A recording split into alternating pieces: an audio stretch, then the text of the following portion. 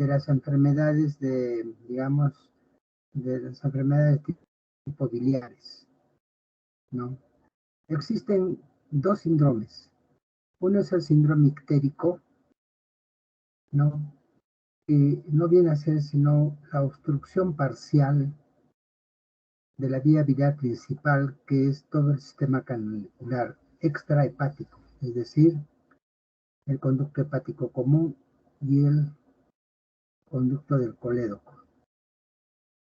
Y el otro síndrome también grande es el síndrome coledociano, que significa la obstrucción completa del sistema canalicular, ¿no? El síndrome ictérico se caracteriza prácticamente por la presencia de que el paciente puede tener ictericia y puede tener coluria, es decir, orinas, digamos, muy cargadas, ¿no? Que manchan la truza. Y mientras que el síndrome coledociano también presenta ictericia, presenta coluria, y lo más llamativo son que la coloración de las deposiciones son blanquizcas, es decir, son hipoalcohólicas o alcohólicas, es decir, completamente como, digamos, una tiza, blanquecinas, ¿no? Entonces, eso es lo que diferencia en ambos. Ambas son complicaciones de las enfermedades de las vías biliares. Lo que vamos a analizar es ahora el síndrome coledociano, ¿no? El síndrome coledociano es un conjunto de síntomas y signos que aparecen a consecuencia de una obstrucción total de la vía biliar extrahepática. Esta obstrucción de la luz del colédoco puede ser intracoledociano o puede ser extracoledociano, ¿no? Por lo que prácticamente puede obedecer a diferentes causas patológicas, ¿no?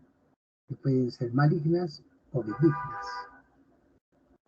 Y como dijimos, se caracteriza por presentar ictericia, coluria, acolia o hipoacolia, ¿no? Por lo tanto, es un síndrome que puede tener distintas etiologías, distintas causas, ¿no?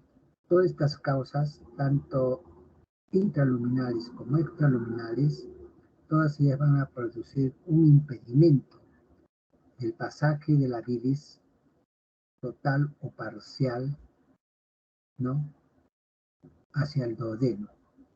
Y esto es lo que se conoce como la colestasis extrahepática, ¿no? O sea, impedimento en la secreción biliar, es decir, la bilis que se produce a nivel del hígado no llega a duodeno, debido a que hay una serie de obstáculos a este nivel de la vía biliar extrahepática, que obedece a una infinidad de etiologías o de causas, ¿no?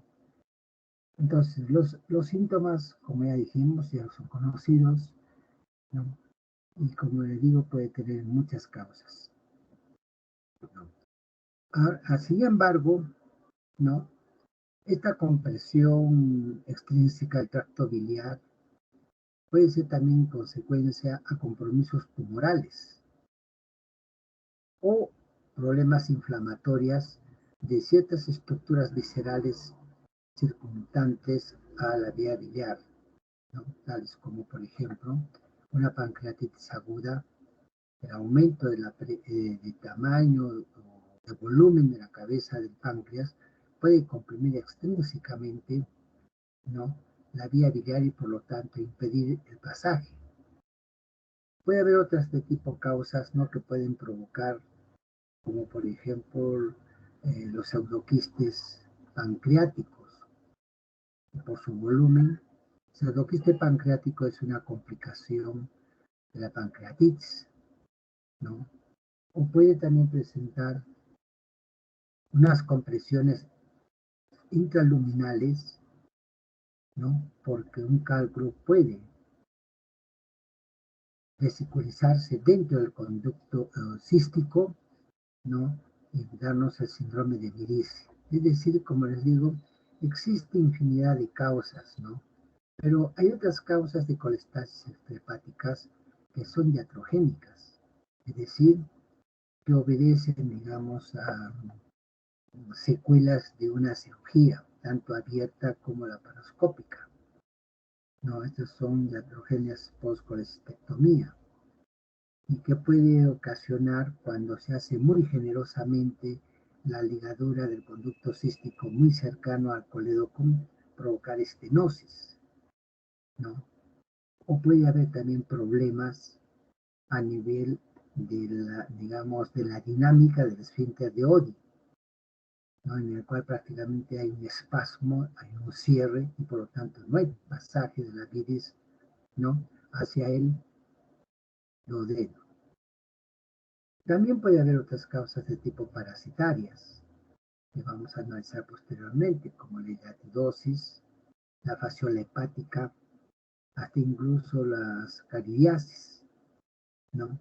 Es decir, que por lo tanto, digamos, estas patologías ameritan un reto diagnóstico, ¿no? Por lo tanto, el abordaje clínico del examen físico, ¿no?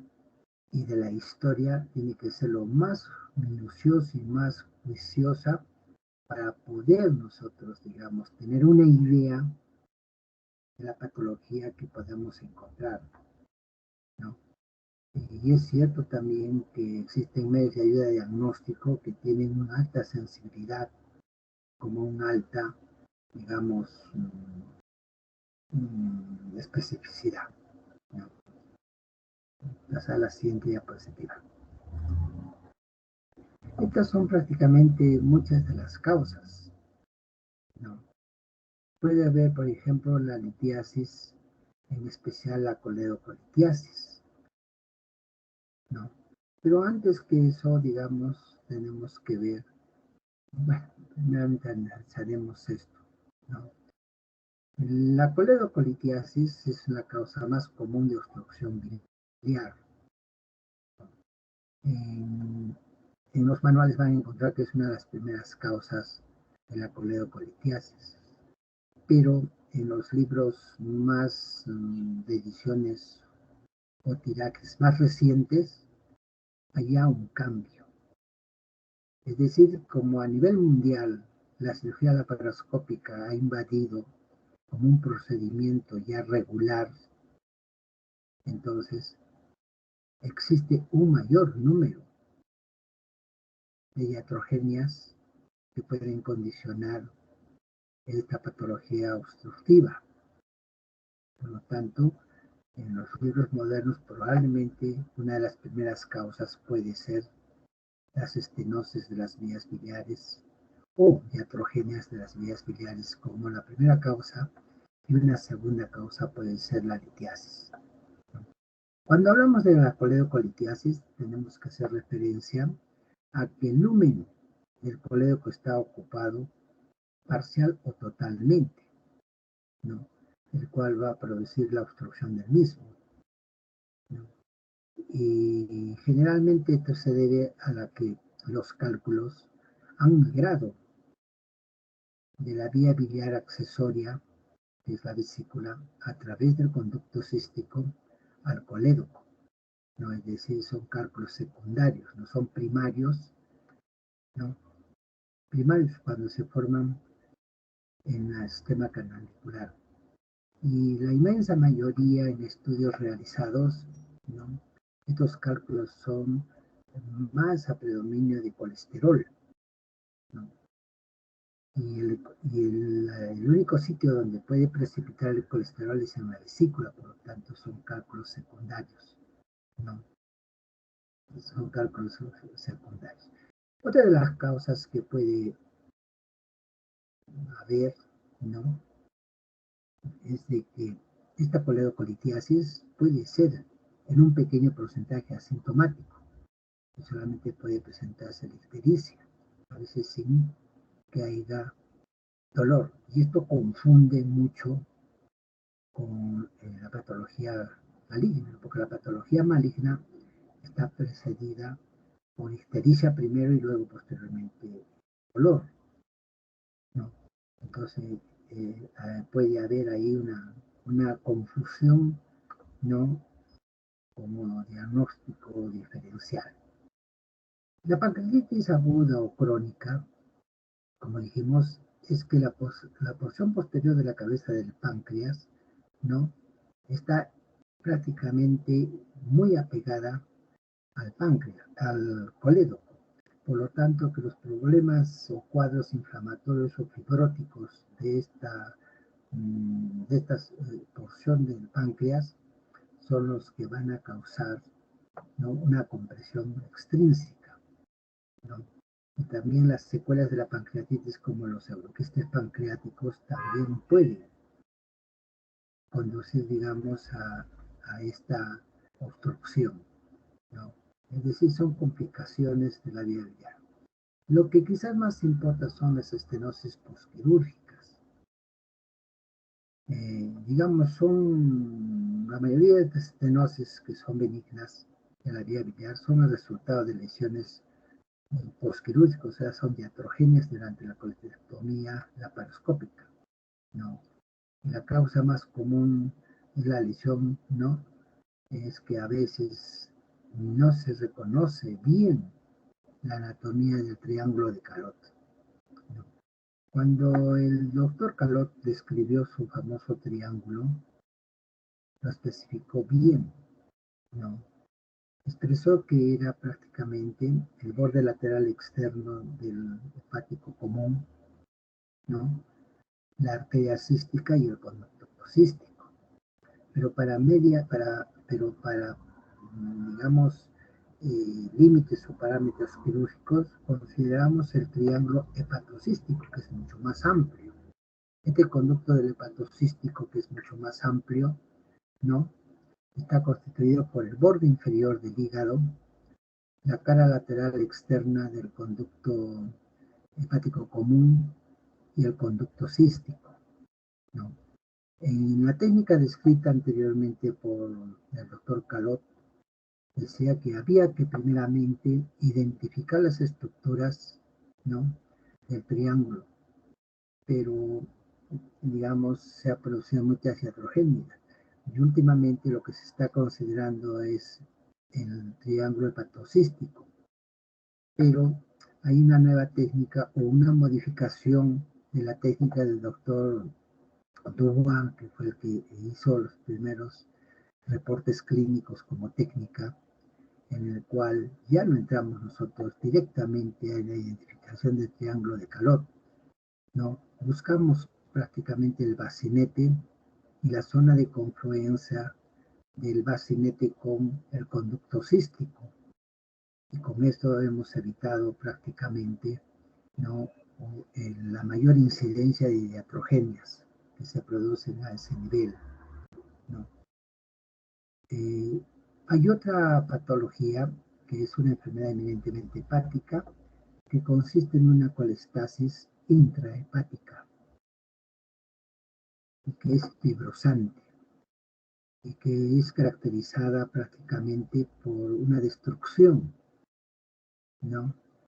De los conductos biliares intrahepáticos, lo que conlleva una estasis biliar o una fibrosis hepática, ¿no? Y en última instancia una cirrosis del hígado. Este tiene mucho que ver con ese componente inmuno de la inmunidad. Se le ha echado que los pacientes que tienen enfermedad de Crohn o colitis ulcerativa pueden condicionar esta esclerosis o colitis esclerosante primaria, ¿no? De más está decir de que también existen las atresias, pero en los neonatos, ¿no? ¿No? Otra de las causas, como también ahí, son los quistes de colédoco, ¿no? Son diferentes causas, diferentes etapas, ¿no? Hay una clasificación de Donati que tiene pues hasta 5 tipos, ¿no? De dilataciones de la vía biliar extrahepática. Y Y una última, ¿no? Que es la dilatación quinta dentro de la clasificación de Todani, en el cual se denomina como digamos, la enfermedad de Caroli. Es decir, que hay dilataciones intrahepáticas y dilataciones extrahepáticas del colédoco. Esto es muy importante saber porque, digamos, el colédoco no es un depósito, ¿no? Sino simplemente es un conducto de pasada. Y al estar retenido muchas veces de la bilis, puede condicionar una metaplasia a nivel de la mucosa del colédoco y dar un tipo de neoplasia que es el colangiocarcinoma. Por eso es que los pacientes que tienen quiste de colédoco hay que operarlos, ¿no? Eliminar el quiste. Ya hablamos del síndrome de Mirici, que también es otra de las causas que da. Quizá lo más importante son las patologías que condicionan este síndrome, que es las parasitarias. La hidratidosis es la más común y es una de las más severas, cestodiasis por larvas, ¿no? Y generalmente, muchas veces, este quiste hidrático se abre a la vía biliar. Y como se abre a la vía biliar, ¿no? Entonces pueden las vesículas obstruir completamente el lumen del, del colédoco, ¿no? La otra enfermedad que es obstructiva es cuando se introduce la fasciola, ¿no? La fasciola hepática puede entrar y también obstruir, ¿no? Tiene dos fases, una fase aguda y una fase crónica. No viene a ser sino el desarrollo natural o sea, de huevo a larva y después pues a parásito, ¿no? Sin embargo, hay una, una alteración que no se sabe la causa, por el cual puede dar un trastorno oclusivo y que no obedece a litiasis, ¿no? Y que esto ocurre a nivel del esfínter de Oddi, ¿no? Esta lesión al esfínter de Oddi, ¿no? Se relaciona con la obstrucción pasiva del esfínter causada por fibrosis o inflamaciones frecuentes, ¿no? A nivel del esfínter, lo que va a condicionar un espasmo, ¿no? Y este espasmo, digamos, impide el pasaje, ¿no? Aún no está muy bien definido, aunque se dice de que puede ocurrir más en las mujeres en edad media, ¿no? O sea, en los 40, 45 años, y que puede condicionar a una estenosis papilar o una disquinesia biliar, ¿no? O consecuencia patologías parecidas al síndrome postcolistectomía, ¿no? Por lo tanto, digamos que hay que tener muy en cuenta esto. Dentro de las lesiones malignas tenemos la neoplasia de cabeza de páncreas. Aumenta el volumen de esta parte del páncreas y por lo tanto va a comprimir extrínsecamente al colédoco. Y esto se puede diagnosticar, digamos, clínicamente. Hay una ley, la ley de Courvoisier-Terrier. Esta ley de Courvoisier-Terrier, en su definición, no viene a ser sino ictericia muda, o sea, una ictericia que no duele. El paciente se tiñe de color amarillo, es el canario, ¿no? Y cuando palpas tú la cavidad abdominal vas a encontrar una vesícula que es palpable, pero que no duele. Es decir, ictericia más vesícula palpable no dolorosa, igual a la ley del Courvoisier-Terrier, igual a neoplasia de cabeza de páncreas, ¿no? O sea, prácticamente, clínicamente el diagnóstico está dado. Y a nivel, digamos, nivel externo, digamos, o distal del colédoco, vamos a tener la ampolla, ¿no? La ampolla de váter puede condicionar, digamos, una neoplasia, que es el ampuloma, ¿no? Puede haber también un cáncer a nivel del lumen, del colédoco, que puede dar origen al, digamos, al colangiocarcinoma, ¿no? De repente quizás lo que llama la atención son el cáncer a nivel de la confluencia de los conductos hepáticos izquierda y derecha, a nivel de la carina. Ahí hay un tumor que se conoce como, que es neoplásico por supuesto, que es el tumor de Clastin. Este tumor de Clastin ocluye, ¿no?, la salida de la bilis al hepático común, ¿no?, ocluye a los dos conductos hepáticos izquierdo y derecho. El cáncer de vesícula puede comprimir externamente también el colédoco, ¿no? Y puede haber otra serie de patologías, ¿no?, unas que pueden ser malignas, como cáncer duodenal, linfomas o cáncer a nivel de los ganglios. Es decir, como les digo, hay infinidad de patologías, tanto benignas como malignas, que pueden dar este síndrome, ¿no? En este esquema está reflejada la gran mayoría de patologías. Acá tenemos los cálculos que ha pasado, acá tenemos un síndrome de Medici, ¿no? Acá tenemos una coledocolitiasis, acá tenemos quistes hidatídicos con las larvas, ¿no?, la filaria, las cariáceas, cáncer de la vía biliar, adenopatías externas, cáncer de páncreas, de cabeza de páncreas,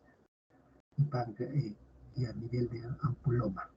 O sea, es un esquema representativo de las principales causas que pueden dar. Como dijimos, la tríada es característica. De repente acá podemos definirnos.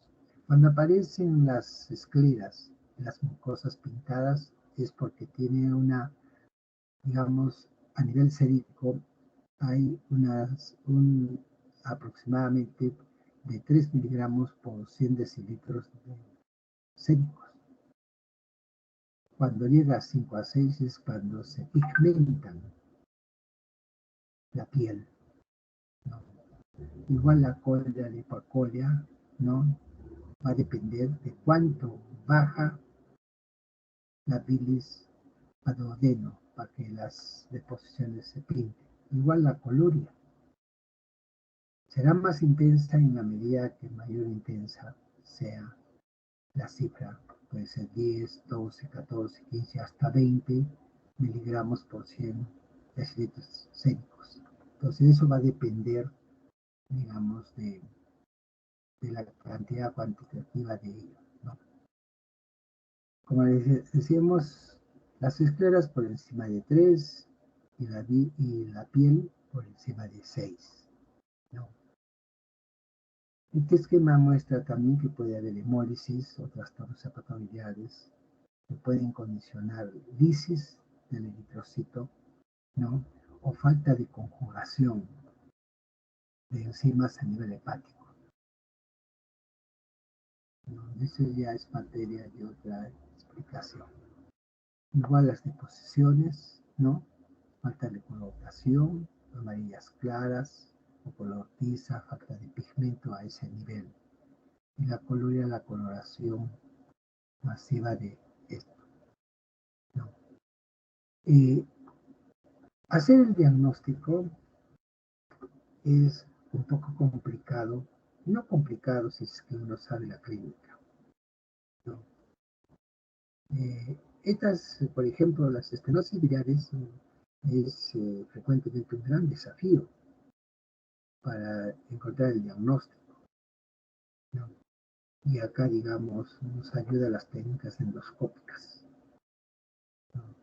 Entonces, prácticamente, hacer el diagnóstico va a depender de una muy buena elaboración, nuevamente les repito, de la historia clínica y del examen físico. Y sobre todo, ¿no?, digamos, hacer, digamos, una buena progresión de la sintomatología, porque de eso va a depender. Por ejemplo, si la ictericia se presenta pues de un cuadro de crisis dolorosa, podemos tener el alivio de que puede deberse, ¿no?, a un problema, digamos, no neoplásicos.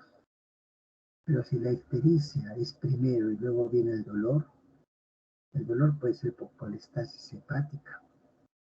Y esto estamos hablando, ¿no?, de problemas malignos. En el litiásico, pues el dolor es lo que predomina, es un dolor en el hipocondrio derecho, ¿no?, intenso, pero calma con calmantes normales, puede recurrirse a opiáceos como el demerol o la morfina. Y se acompaña, como dijimos, la ictericia de la coluria. Puede haber un poco de hipocolia o puede incluso tener o presentar pequeños picos febriles. En el neoplásico es más aparatoso, no hay dolor, pero sí precede la baja de peso, ¿no?, de la dispepsia a las grasas, la sensación de prurito, de rascarse, de picor. ¿Por qué? Porque la ictericia condiciona picazón, ¿no?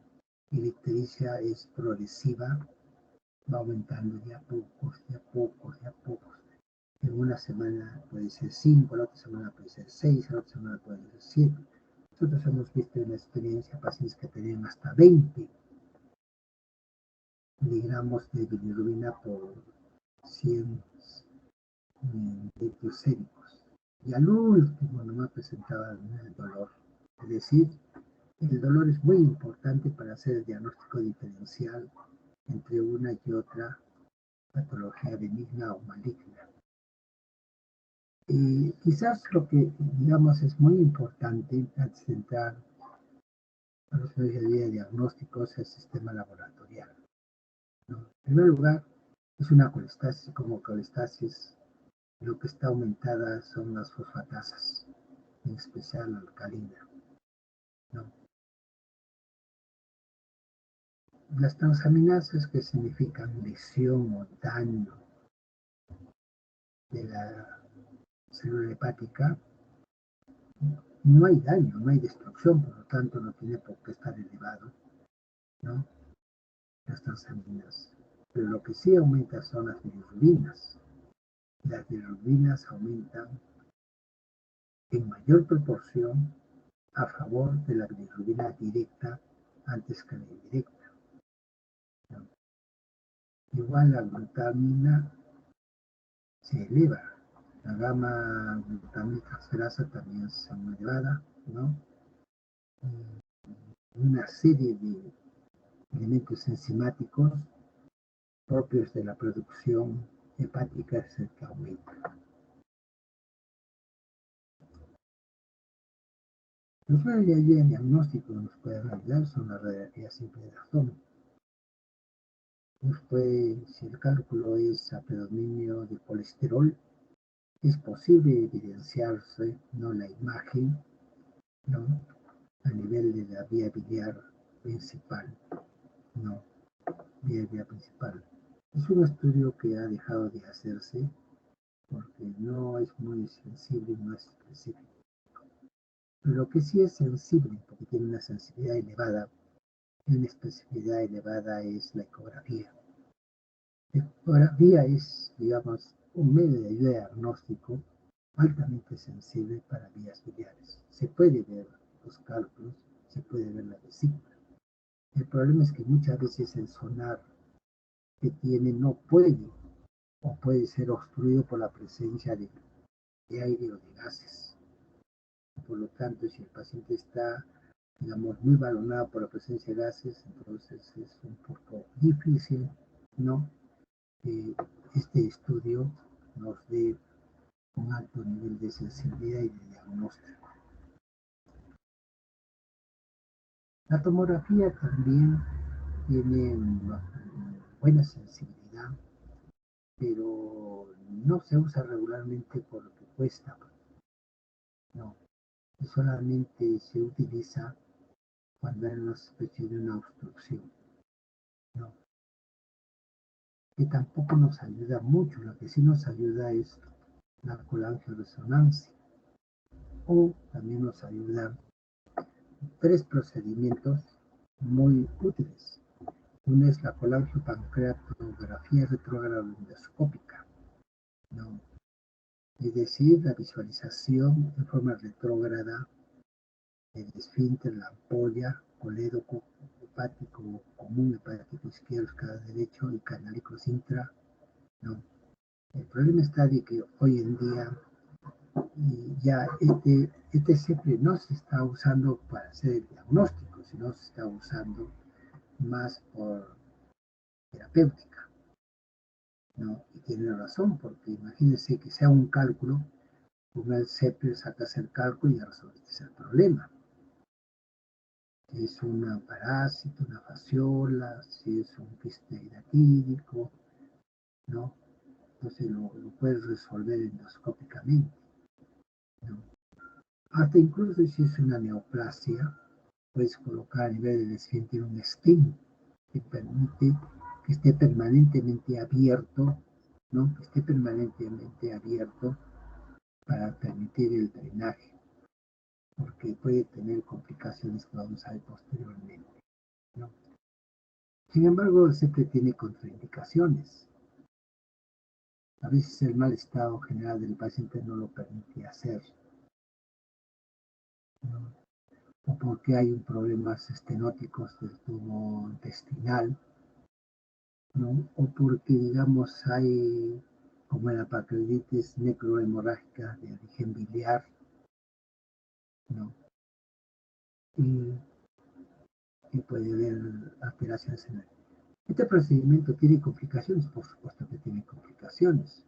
Puede haber lesión de la vía biliar por el manipuleo.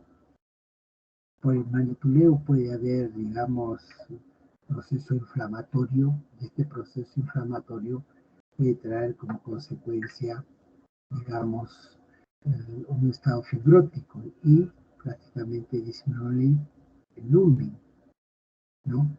De la luz, ¿no? O sea, puede producirse estenosis a ese nivel, ¿no?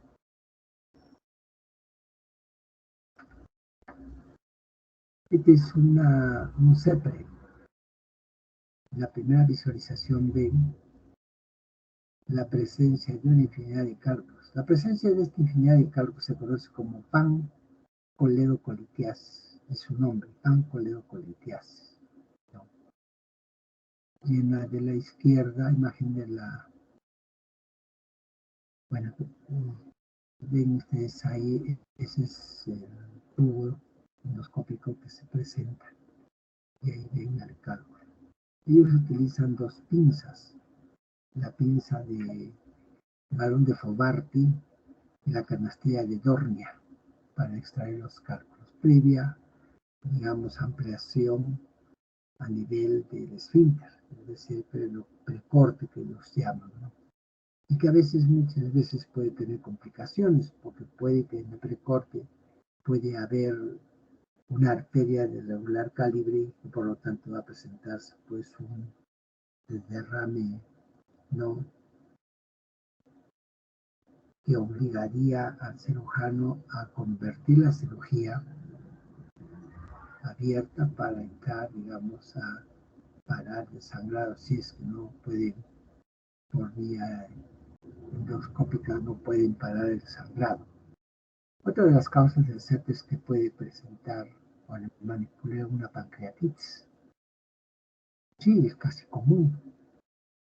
No es tan rara, pero puede haber un nivel de pancreatitis por el manipuleo, ¿no? Y también por el manipuleo de esto, además del sangrado, puede ser que el precorte sea un poco exagerado y se convierta en una fístula duodenal, o sea, una perforación a nivel de intestino delgado, región duodenal. Es muy difícil manera de resolver quirúrgicamente. No evolucionan un poco mal los pacientes, incluso pueden llegar al vómito, pueden fallecer, ¿no? Entonces hay que tener mucho cuidado en hacer este CEP. La colangioresonancia es un procedimiento de medicina nuclear que no es invasivo, ¿no? Y solamente refleja como una foto los fluidos, o sea, lo líquido, como en este caso, ¿no? En este caso estamos viendo toda la vía biliar, acá ya no hay vesícula, acá está prácticamente el muñón del cístico, y eso nos permite ver, ¿no?, el calibre, el diámetro, la presencia o no presencia de cálculos o cualquier otra injuria que podría presentarse a ese nivel. Entonces, el tratamiento en sí, luego de hacer el diagnóstico diferencial del síndrome coledociano, tiene 3 parámetros. Puedes hacer el CEP. Abres, drenas y prácticamente dejas libre la llegada de la bilis al duodeno. ¿Tiene complicaciones? Sí las tiene. O puedes hacer un drenaje percutáneo. Muchas veces hemos hecho un drenaje percutáneo que es la CTPH, ¿no?, en el cual a través externamente del borde costal introducimos mediante guía ecográfica o tomográfica, ¿no?, una aguja. Identificamos un canalículo de regular calibre en el cual colocamos un catéter y a través de ese catéter se drena la bilis de la vía biliar obstruida. ¿Que tiene complicaciones? Por supuesto que las tiene. Y una de las complicaciones son que como esas ciegas no ves si vas a atravesar una vena o una arteria. Si es una vena no hay problema, porque con la compresión que ejerce la cápsula de Grissom del hígado lo va a contener y va a parar el sangrado. El problema es cuando se rasga o se perfora una arteria. Va a sangrar, va a haber un hematoma hepático, no puede haber una ruptura de un hematoma subcapsular hepático, de gravísimas, pero gravísimas consecuencias, porque puede llegar al óbito al paciente y hay que entrar de inmediato a hacer una cirugía, una cirugía abierta que no viene a ser sino una laparotomía exploratoria, en el cual se hace el packing. El packing no viene a ser sino el empaquetamiento del hígado. ¿Y en qué consiste? Consiste en colocar unas compresas debajo del diafragma, ¿no?, y también a nivel suhepático, de tal manera que tratas de hacer presión sobre el parénquima hepático, ¿no? Ese packing es la técnica de Baraco que se hacía hace muchos años en Lima, que los americanos le daban el nombre del packing, ¿no?, que es el procedimiento científico en realidad, ¿no? Y luego la cirugía consiste pues ya sea con cirugía laparoscópica o cirugía convencional abierta, entrar directamente a la vía biliar y drenarla, ya sea colocando un dren en T, o sea, le llamamos el drain care directamente al colédoco, ¿no? Y entonces drenamos. Es decir, hacer cirugía de control de daño. Solamente drena la vía biliar, salva la vida. ¿De qué serviría que resuelvas el problema si el paciente no resiste? Porque resolver el problema nos significaría por lo menos unas 3 o más horas de cirugía, tanto laparoscópica como abierta. Y en las condiciones que entra el paciente es muy difícil resolverlo. El problema radica que si tú no resuelves mediante el drenaje, va a haber una complicación muy severa. Y esa complicación muy severa es motivo tema de una clase que probablemente el día martes se va a dictar, que es la colangitis. La colangitis, adelantaremos, no viene a ser sino un aumento de la presión intraluminal por el obstáculo, ¿no?, que existe, ya sea de causa benigna o maligna, ¿no?, y por la presencia de bacterias.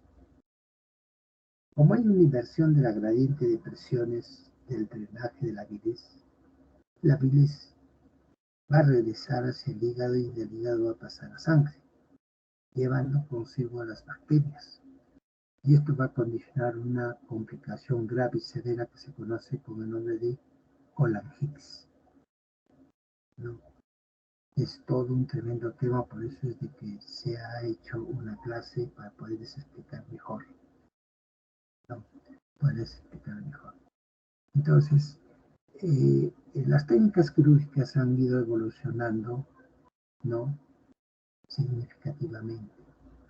Las primeras operaciones de vesícula consistían en hacer solamente la colecistostomía, es decir, abrir, ¿no?, sacar los cálculos y dejar un tubito de drenaje para que el organismo lo cerque a ese tubo de drenaje y posteriormente se retira y el organismo lo cierra, ¿no? Ya posteriormente ya se hizo la extracción de la vesícula, o sea, la colecistectomía, ¿no? Y ya posteriormente se avanzó a la exploración de las vías biliares. ¿Por qué? Porque el concepto antiguo era: no te metes con la vía biliar porque le estás metiendo un cáncer a la paciente. Y era cierto, porque en ese entonces no es, pues, la cirugía moderna la que ustedes van a realizar en este momento, ¿no? Hace unos 30 o 40 años lo que había era la cirugía abierta convencional. Y como no se conocían muy bien las técnicas, ni se conocía muy bien la historia natural de la enfermedad, es que se podía, digamos, hacer cierto tipo de iatrogenias y le dejabas al paciente, por ejemplo, fístulas no externas, o sea, una fístula biliocutánea. Y el paciente está 10, 15, 20, 30 años, se moría, pero con su bolsa de drenaje y de vía biliar. Hoy día ya es muy cuestionable, ¿no?, que se lesione la vía biliar. Ya, generalmente el mayor número de complicaciones es en la curva de aprendizaje de los cirujanos que recién se están formando, pero ya en los cirujanos que tienen experiencia ya es un poco difícil. No es que no la van a hacer, sí se puede presentar iatrogenias, pero ya en una menor cantidad, ¿no? Y como les digo, quizá lo más importante de esta disertación es, digamos, el diagnóstico diferencial para determinar si es una patología benigna o es una patología, digamos, maligna, ¿no? Y digamos,